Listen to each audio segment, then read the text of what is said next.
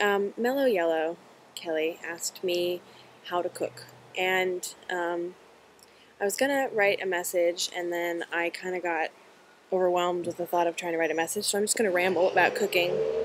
Sorry, I'm outside because everybody's kind of busy inside. Um, I don't know how much advice I can give you, but I'm gonna do my best. So, a little bit of history really quickly. I don't know how to cook. I still maintain that I don't know how to cook, but as you might have all guessed, I'm really sharp. I've scored in the top 98th, 99th percentile of every single test I've ever taken in my life, except for the SATs, but I had the flu, so I give myself a little credit. I don't know, whatever. But outside of the SATs, I literally have always got the highest scores. And so I know I'm smart. And so basically, if I see something about cooking, I pick it up pretty fast. But I've never really applied it until very, very recently. So we'll start with the basics. First and foremost, I don't cook that much. I do eat at home 90% of my meals. I eat out once a week with Sean, maybe twice a week. So I do eat at home. The main thing that I do is cook as little as possible. So eggs, chicken, there's quite a bit you can do with chicken that doesn't take a lot of effort. I make smoothies, and I eat a lot of vegetables just steamed, which takes no effort. So we'll go over some really simple basics. First of all, for breakfast, I don't recommend cereal because there's so many calories and carbs in milk and cereal. And the problem with high carbs in the morning is that you always have a sugar high and then a sugar crash. I just recommend having more prolonged energy throughout the day, which you can get from protein. And so I don't recommend having a lot of carbs in the morning because you'll inevitably have a crash and you'll just be hungrier faster and earlier than you need to be if you eat something else instead. Even eggs as a protein is really, really great. So for breakfast, I usually make a smoothie, which you can make with a bunch of frozen fruit, or you can, and like ice and protein powder, or you can make with milk and protein powder and fruit of your choice, or not even, you just have milk and protein powder. Sean eats Carnation instant breakfasts, which are excellent. There's a lot of great minerals and nutrients in them, and you just mix it up with milk and you're done. The key thing for breakfast is protein. Protein will keep you full for a long time. So if that means having some oatmeal and then like a protein bar or oatmeal and a protein shake or hot cereal or some nuts and fruit and some protein something, even like soy milk, I think would be better than milk. I have been drinking milk a lot in the mornings, but that's because I've been drinking these protein shakes because I'm working out like crazy, and I do recommend them, but if you don't feel like making protein shakes, you can always just make fruit shakes. You can buy bags of fruit at the grocery store that are frozen, and you can buy like peaches frozen have more vitamin C than oranges. So some fruit is really great to freeze. I love like blueberries, raspberries, strawberries, blackberries. You can buy those four in like a mix and then eat that with, milk and protein powder.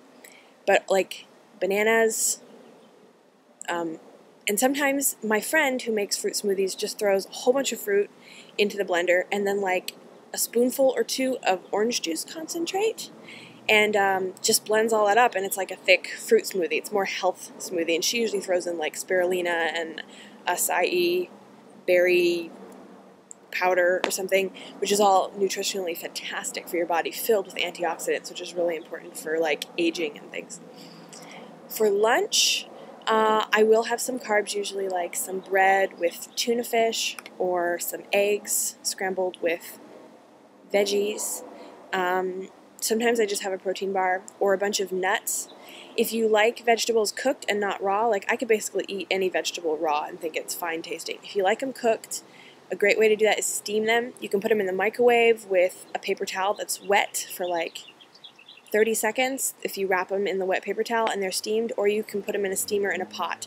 You just basically cover the bottom of the pot with some water, put the veggies in the steamer and put them in there, and then every couple minutes take a bite out of the veggie and one veggie and see if it's to your liking. That's a great easy way to make some food.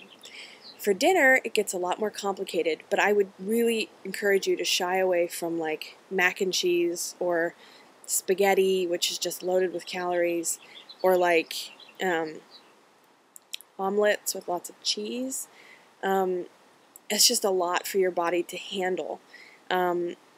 Beans and rice is a great thing to cook, and they're so easy. You could make like a pot of black beans, just look up a simple black bean recipe online, and like a pot of rice, and mix it all together and put it in containers in your fridge, and it's good for a few days, or you can even freeze it, especially if you can vacuum seal stuff. That's what my dad has been suggesting to me. And it lasts for like a week, and you just put it in the microwave and you're good to go, and it's delicious and really healthy for you. And you can, if you really like butter on steamed vegetables, which I also suggest you eat with dinner, you can pour flaxseed oil on them. Now, some people hate flaxseed oil. It doesn't work with their palate. Some people don't notice the difference. I don't notice the difference between it and butter, but I know some people do. So, but if you get some flaxseed oil, you're going to get all of your omega-3s, and that's a really good fat. And just gives the vegetables a little extra something. My dad like pours it in the beans when he's cooking. Other great stuff for dinner, like quinoa and millet. If you happen to like grains, they're just as easy to make as rice, and they're really nutritious and very filling, and they're a good grain, if you will. They're not like bread loaded with high fructose corn syrup, you know. And chicken you can basically make in anything. All that is required of you for cooking chicken, if you buy it in breasts or tenders, you know, strips, is that it's not pink on the inside. I mean, that's it. So chicken, you can, if you want to bake it, you can put it in a piece of Tupperware with like some oil and, or like even better, lemon juice, or like lime juice if you're going for like spicy spices, and then just pick up like a bottle of spices.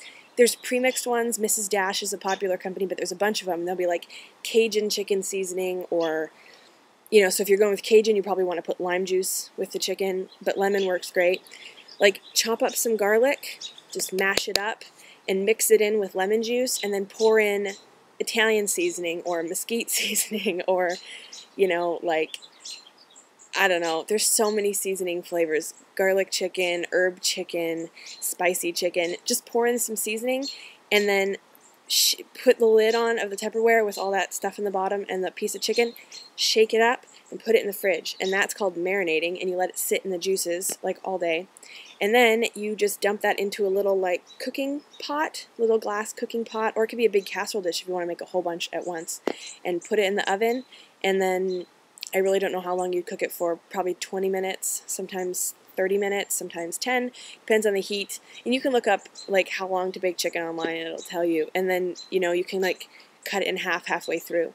What Sean really likes to do is bake it like that, but then like near the end, like 3 or 5 minutes from when it's supposed to be done, he just drops a slice of cheese on top of the chicken, and it melts, and it's fantastic. And if you want to give it more creative, you can put like a slice of prosciutto, or like really thinly sliced bacon or something, and cook it like that.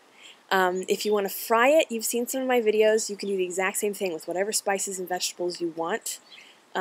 Just throw them in with the chicken, and cook the chicken until it's through. So if I think of more advice, I'll tack it onto this video and edit it some, but that should get you through. And if you have any more questions, just comment. Love you.